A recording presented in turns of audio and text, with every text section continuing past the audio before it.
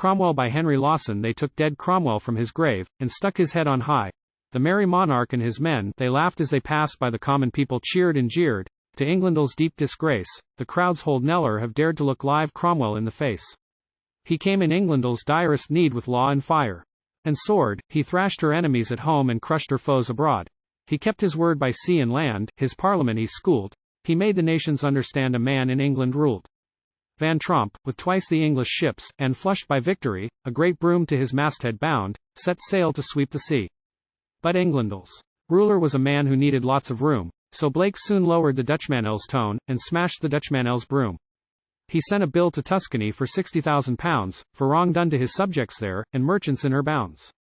He sent by debt collector Blake, and, you need but be told that, by the Duke of Tuscany that bill was paid in gold. To pirate ports in Africa he sent a message grim to have each captured Englishman delivered up to him, and every ship and cargo's worth, and every boat and gun, and this, all this, as Dickens says, oh was gloriously done. Oh they'd tortured English prisoners hold sailed the Spanish Main, so Cromwell sent a little bill by Admiral Blake to Spain. To keep his hand in, by the way, he whipped the Portuguese, and he made it safe for English ships to sail the Spanish seas. The Protestants in southern lands had long been sore oppressed.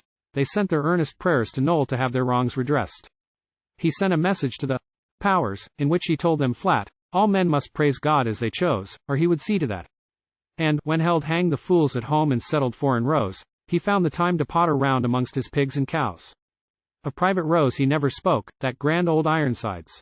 They said a father's strong heart broke when Cromwell's daughter died. They dragged his body from its grave, his head stuck on a pole. They threw his wife's and daughter's bones into a rubbish hole to rot with those of two whoĺd lived and fought for Englandĺs' sake, and each one in his own brave way, Great Pym, and Admiral Blake.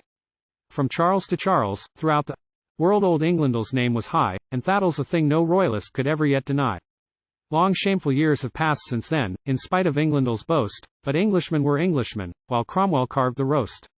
And, in my country's hour of need, for it shall surely come, while run by fools who'll never heed the beating of the drum, while baffled by the fools at home, and threatened from the sea, Lord, send a man like Oliver, and let me live to see